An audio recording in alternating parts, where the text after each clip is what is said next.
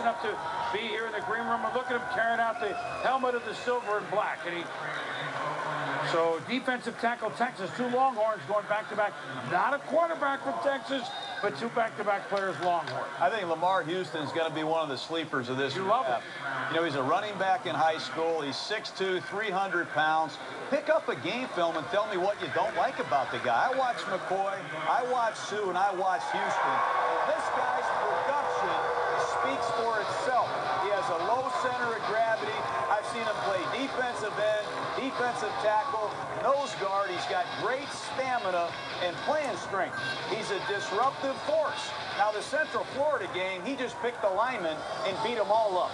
But he's a finisher. I like what they're doing. I've said that before at Texas under Will Muschamp, the defensive coordinator. But this guy plays with his hands.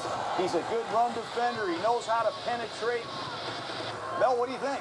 Tell you what, 30 reps at the combine, John, 33.5 vertical, and the guy was a veteran of the collegiate wars at Texas. So you look at him with Sergio Kindle, free safety Earl Thomas. That was the backbone of that Texas Longhorn defense. It was Arakpo had moved on to the NFL, played defensive end early on at Texas, moved to defensive tackle. What he is a one-gap penetrator, and he get into that backfield, he can wreak some havoc. For the Oakland Raiders, I'll tell you what, this is a nice pick. You had Rolando McClain at middle linebacker. Now, you look at this football team, you still have issues. I do at quarterback, certainly on the offensive line, but the defense with McClain at middle linebacker and Houston at defensive tackle certainly got a lot better. They'll love him in the black hole. I know that. I'll tell you, more at the ends. Pretty good front. Awesome wide corner. The Raiders are going to play great defense this year. They're going to be solid, and they're going to hold a lot of people under point, and they're going to need to. They're going to have to do what the Ravens did for years and hold people under 14 points so they can win some games. And Bruce Gradkowski, maybe he can set that stage where he can now score 3 touchdowns a game, and now the Raiders can get on a roll. It seems to me that they bypassed the quarterbacks. To beef up their defense, we're going to hold people under 2 touchdowns, and we're going to hope that some of these guys can put some points up on the board for us. That's what it looks like to me from the Raiders' perspective.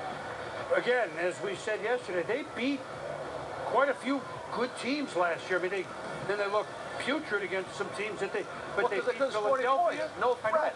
They beat Philadelphia. They beat what? The Bengals. They beat the Steelers. They hammered San Diego in Week 1 on a Monday night.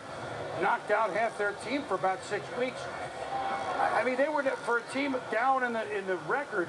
They played hard. I mean, they played. You got to get Darren McFadden going, boom. Darren McFadden's a key guy. They got to get him going. You got Michael Bush there as well. You got 2 respective tight ends. The offensive line is the big issue. Will Bruce Gradkowski be the right quarterback to get it done? All right, next up.